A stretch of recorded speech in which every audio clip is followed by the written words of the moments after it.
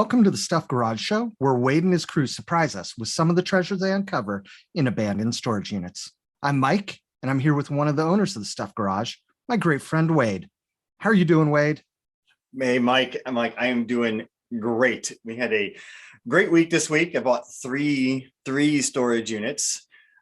Two happen to be full of a lot of junk or a lot of stuff that's not worth a whole lot, but one of them turned out to be fairly good. We got a video on all of those that are going to be coming out in the next, week or so. But I'm ready to show you some of those items. Yeah, and those you're going to be showing those to us in upcoming shows. I won't know what they are. Our audience won't know what they are. It'll be a surprise to all of us when you unveil it on our show. Yes. And just so everyone knows, these things that I show on the show, Mike has no idea what these things are beforehand. I don't give him any hints, nothing. He has no idea. The surprise or dumbfounded looks on his face are strictly off the cuff. He has no idea what's coming his way. Yeah, you sometimes tease me and tell me that you have pretty interesting stuff or weird stuff or fun stuff.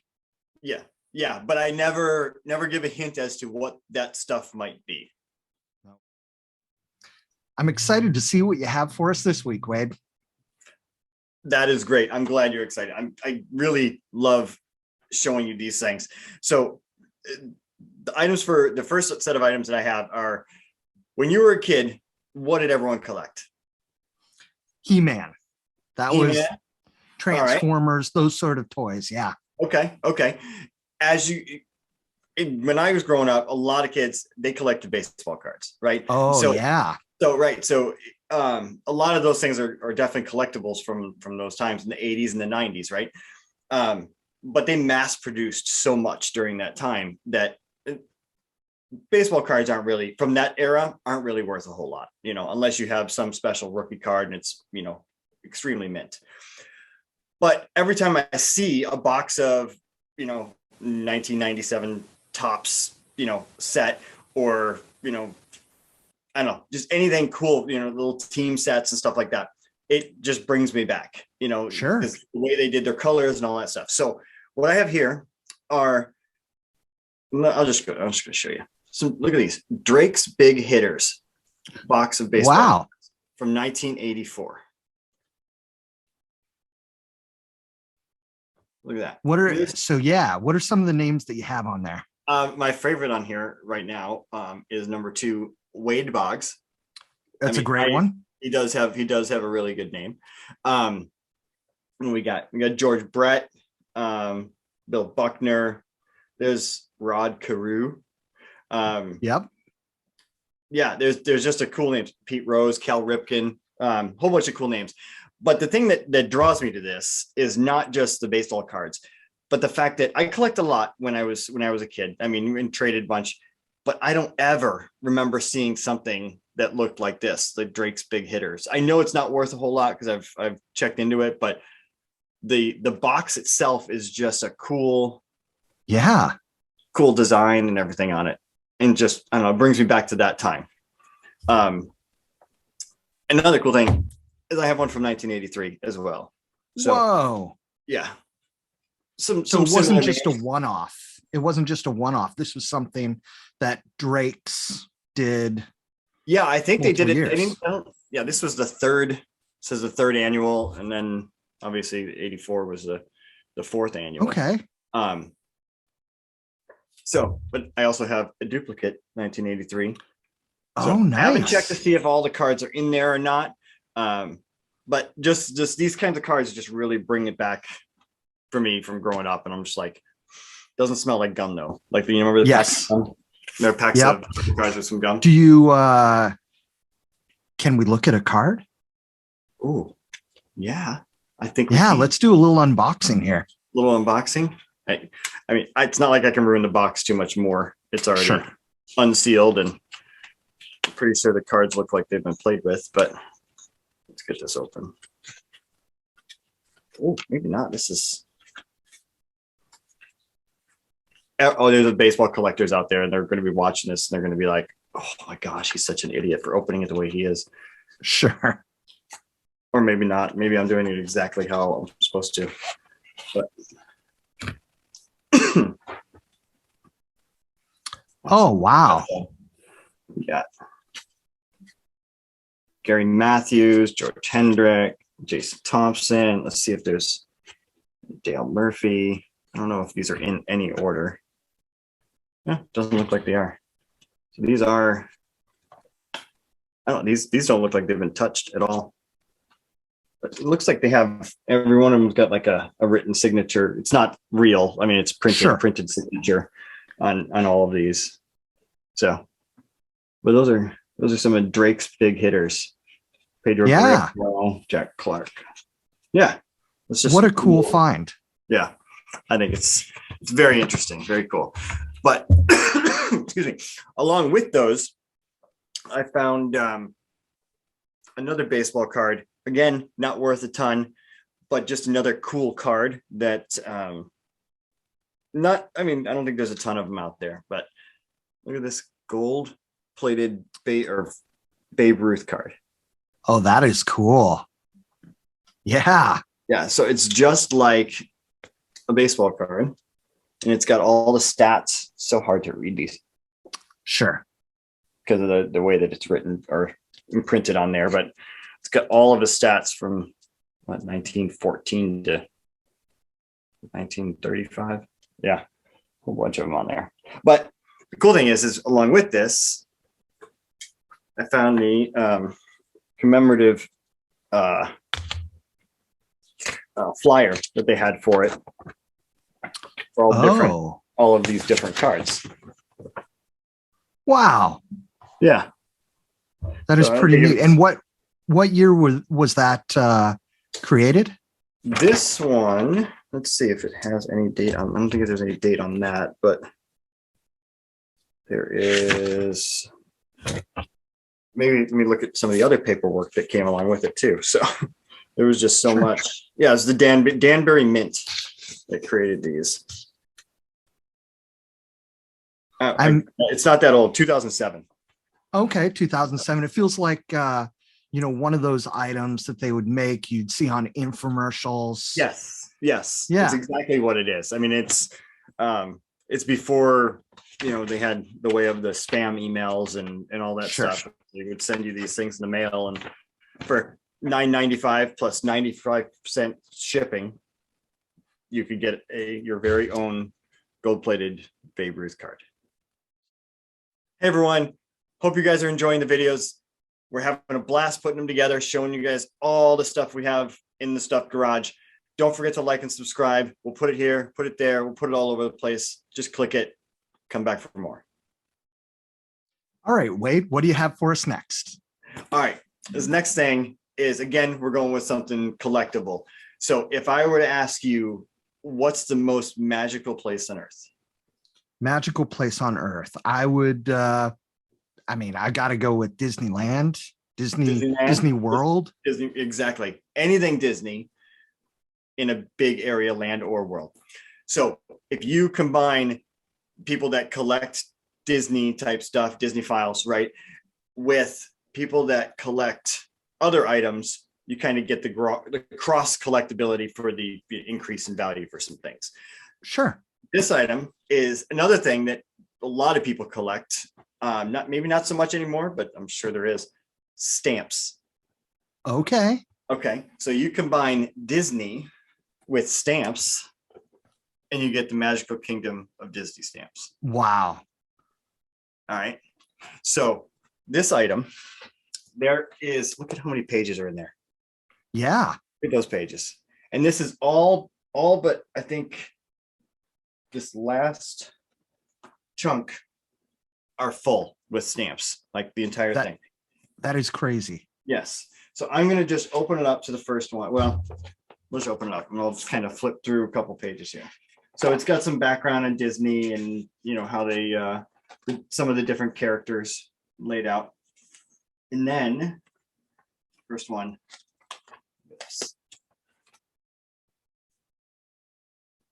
this one's Peter and the Wolf. Okay. And these are from Maldives. right? And so all of these stamps are they're not necessarily from the US, they're just others. I mean, these are 15, 25 cent, dollar, 50 Yeah. cents, or not cents, Just from around the world. Yeah. So this is the 10th anniversary of the moonwalk, St. Lucia stamps. Wow. Yeah.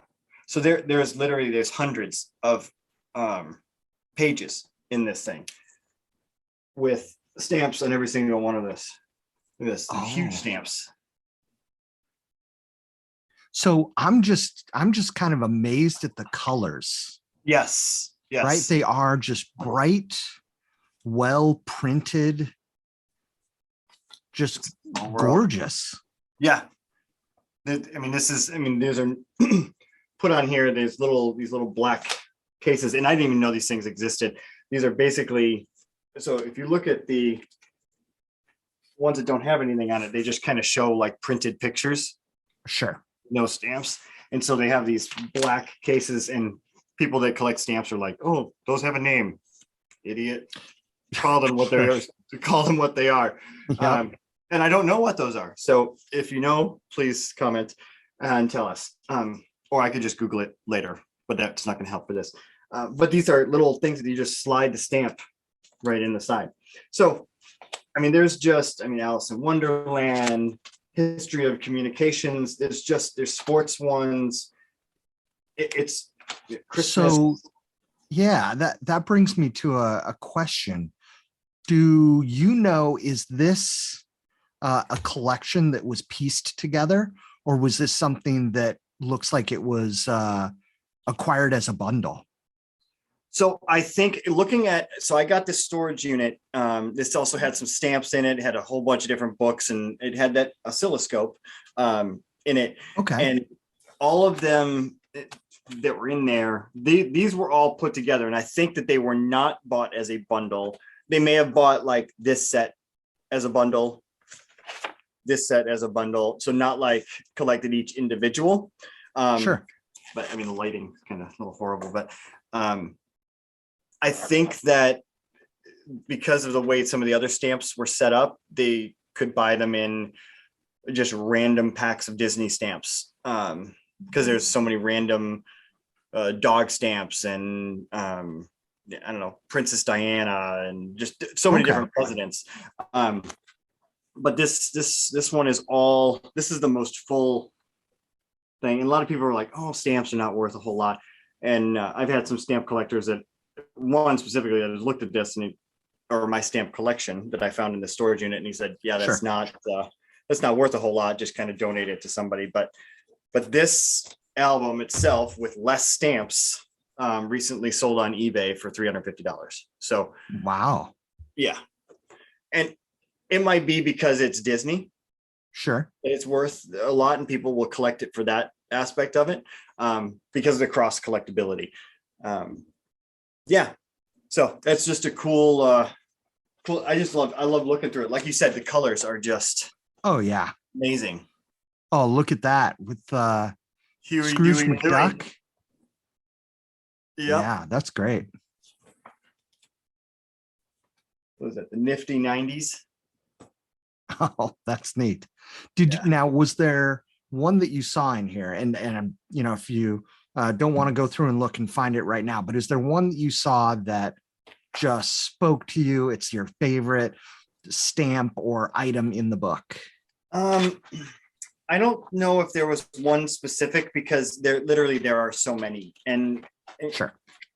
And there's so many that are just cool, because it's like all of a sudden I'll look at something, I'll be like, oh, I remember that cartoon, or I'll remember that certain character, and they didn't really exist in too many different shows, but they happen to have a Disney stamp that goes through it. But and it's just, each page is something completely different. I mean, we've got a huge stamp here with all of smaller stamps in it.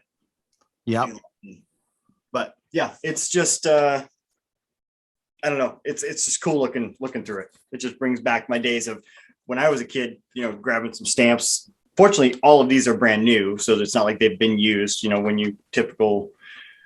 Most stamp collectors have stamps that have like all the actual the mark on them, like they've been used. So but this one is all brand new stuff. I'm tempted to just hold on to it and then look and see if I can find the last bit of stamps and sell it as a set. Even that, or just sell it as is. And I don't know. We'll see. Well, we're at that point. Wade, what's the final item of the show? The final item that we have today, again, takes us back to the 80s. All right. Early 80s. Great decade. What kind of music did you listen to in the 80s when you were growing up? Yeah, I mean, a lot of Michael Jackson. That was the thing. Okay. Michael Jackson, Madonna.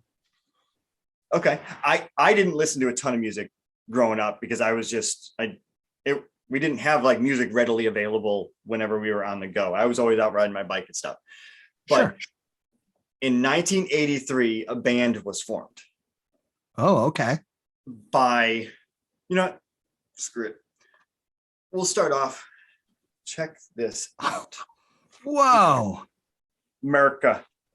So do you see something on here? Look at this. It's a Jackson guitar. Okay. All right. Do you see that name? Is that Dave Mustaine? That is Dave Mustaine.